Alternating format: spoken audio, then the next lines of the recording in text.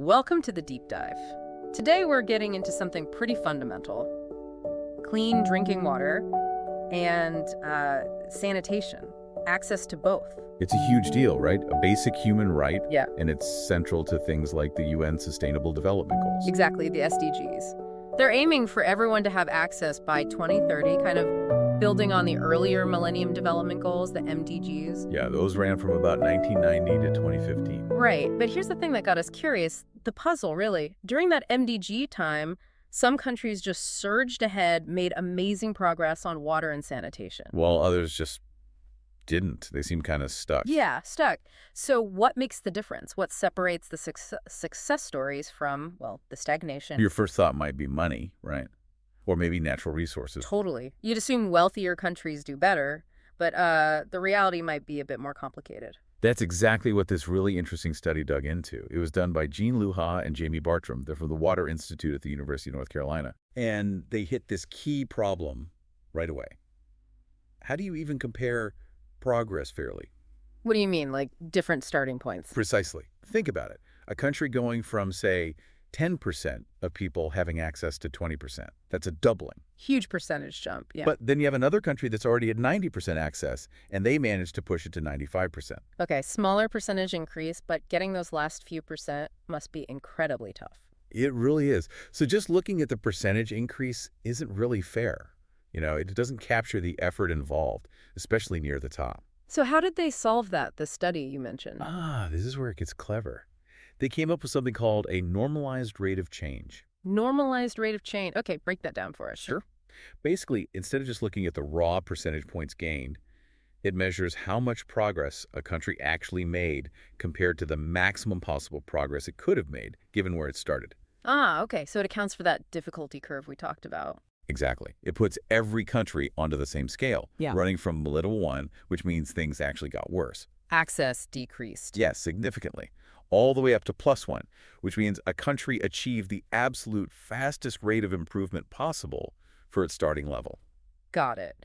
So a country starting low has a different maximum possible speed than one starting high, but this scale lets you compare their effort or effectiveness fairly. You've got it. It levels the playing field for comparison. And they applied this to 73 countries, looking at the period between 2000 and 2012. And where did they get the data for all this? Must have needed solid numbers. Oh, absolutely. They use really robust data from national household surveys. It was all compiled by the WANICEF Joint Monitoring Program for Water Supply and Sanitation, the JMP. Yes, the JMP data is sort of the gold standard for this. It is. And they used the data spanning 2000 to 2012. One small technical point, they decided to include shared toilets in their definition of improved sanitation for consistency across the data from that period, which differs slightly from how the JMP categorizes it now. Okay, good to know. So our mission today really is to unpack what they found using this normalized rate, because the findings, well, they definitely challenge some common ideas. They really do. Let's get into it. So they've got this fair way to measure progress now. The next logical step is to see what drives it, right? Right. So they looked at all the usual suspects, the factors you'd expect to matter. Like what? Money, I assume. Yep. Gross national income per capita, basically. How wealthy a country is. That was top of the list. Okay. What else? Things like government effectiveness, how well the government actually functions, delivers services. Makes sense. Also, official development assistance, foreign aid, specifically targeted at water and sanitation. The aid question, always important. Definitely. And natural resources specifically, renewable internal freshwater resources per person. Does having more water readily available help? You'd think so. Anything else on the social side? Yes, quite a bit. They looked at female education, the percentage of women over 25 with secondary schooling. Okay, a measure of social development. Exactly. And poverty levels, the percentage living on less than $1.25 a day. Also, income inequality, using the Gini coefficient. Lower Gini means more equality, right? Correct. And they also included child mortality rates for under 5s and the overall Human Development Index, the HDI. Wow, that's a lot of factors. Very comprehensive. It really is. And they didn't just throw them all into the mix randomly. They used proper statistical techniques like principal component analysis. Why was that important? Well, it helps make sure you're not just measuring the same underlying thing multiple times with different labels. Yeah. Like wealth and HDI are related, obviously. Yeah. This helps identify the core independent factors. Right, methodological rigor. Okay, so they have the progress measure, they have all these potential drivers lined up and analyzed carefully. What did they find? This is the core of it, isn't it? This is the absolute kicker. After all that work, hmm they found no correlation. Wait, no correlation between progress and any of those 9 indicators. None. Statistically speaking, there was no link between a country's normalized rate of progress in water and sanitation and its wealth, or its government effectiveness, or the amount of aid it got, or its freshwater resources, or education levels, or poverty, or inequality. None of them. That's genuinely surprising. So a rich country wasn't necessarily more likely to make faster progress than a poorer one. According to this analysis, no.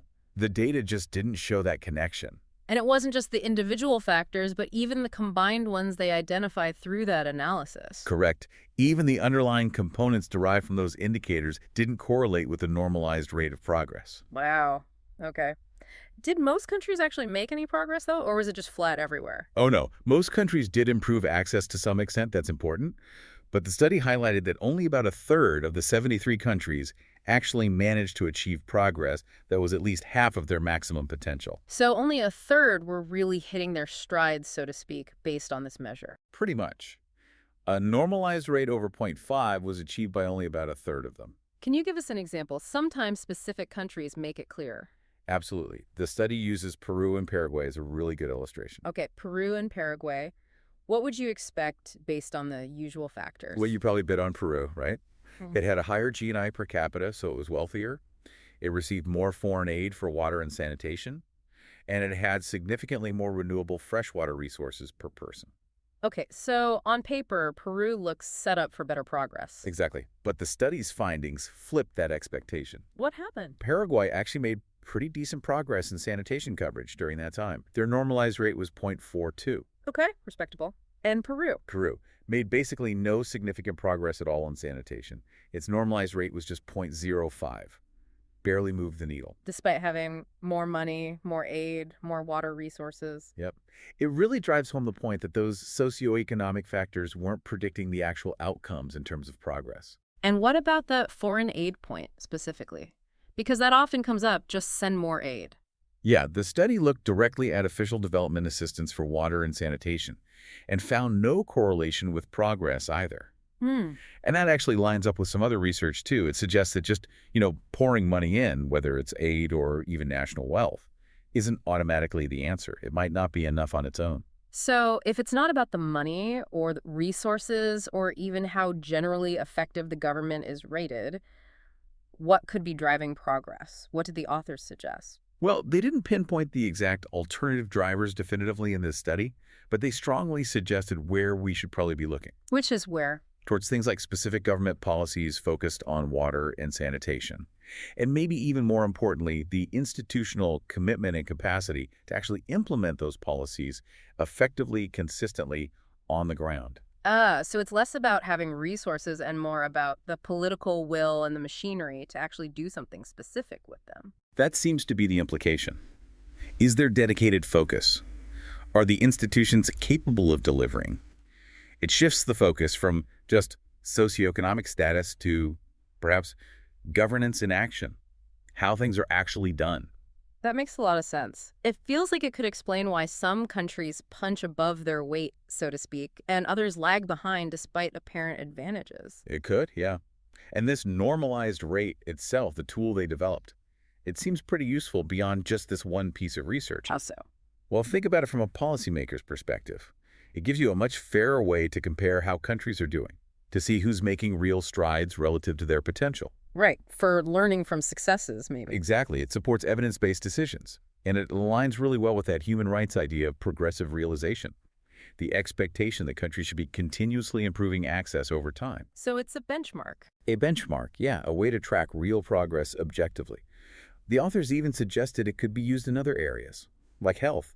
Imagine using it to compare improvements in maternal mortality rates fairly across countries, with different starting points. That could be powerful, standardizing how we measure improvement itself. Potentially, yes. Now, we should probably also touch on limitations. Every study has them, right? It helps us understand the findings in context. Absolutely. Critical thinking is key. The authors were upfront about several points. Like what? Well, for one, they used a linear model for the rate of change. Progress in the real world might not always be a straight line. It could speed up or slow down in phases. Okay, so it's a model, an approximation. Right. Also, remember the data comes from household surveys. Mm-hmm. Those are great, but they don't typically capture access to water and sanitation outside the home, like in schools, health clinics, or workplaces. So it's not the full societal picture. Good point. What else? The definition of improved services is quite broad in these surveys. You mentioned that with the shared toilets earlier. Yeah, and even beyond that, like Yeah. an improved water source could be anything from a tap in the house to a protected community hand pump miles away. Big difference in service level. Huge difference. Same for sanitation. A basic pit latrine gets counted alongside a connection to a city sewer. The quality or level of service isn't really differentiated. So it measures access, but maybe not the quality of that access. Not in detail, no. And related to that, national averages from surveys can hide big inequalities. Like between urban and rural, or rich and poor, Yeah, or marginalized groups. exactly. Vulnerable groups often have much worse access than the national average suggests, and these surveys might not fully capture that disparity. Okay. And one last thing. Just that the socioeconomic data, all those indicators like GNI and education, they mostly use data from a single year around the middle of the study period, or the closest available year. Not continuous data for the whole 2000-2012 period. No, which means it's more of a snapshot. It might not perfectly reflect, say, investments made over time, especially smaller cumulative investments made by households themselves. Got it. So important caveats, but they don't necessarily overturn the main finding about the lack of correlation with those big socioeconomic factors. No, I think the core finding still stands as a really significant challenge to conventional thinking. Okay, so let's try and wrap this up. The big takeaway from this deep dive, the really striking insight, is that improving access to water and sanitation doesn't seem to be simply a function of how rich a country is, or how much aid it gets, or even its natural water resources. Yeah, those things we usually point to. The data here says they aren't the main drivers of progress. Which really challenges how we often think about development, doesn't it? It does. It pushes us to look beyond those standard economic indicators. So here's the thought to leave you with. If the usual suspects, money, resources, aid, don't fully explain why some countries succeed and others falter in providing these basic rights, what does? What are those other factors? Maybe less tangible things. Exactly. Could it be more about political leadership, the sheer will to prioritize this? Or maybe how effective local institutions are on the ground, or how much communities themselves are involved. Maybe even cultural attitudes toward sanitation play a role. These hidden engines of progress, perhaps. Yeah. And if that's true for water and sanitation, what might it mean for how we tackle other massive global challenges? Issues where just throwing resources at the problem haven't been the magic bullet we hoped for. It suggests we need to look deeper, maybe, at governance, at implementation, at the human factors. Something to definitely think about.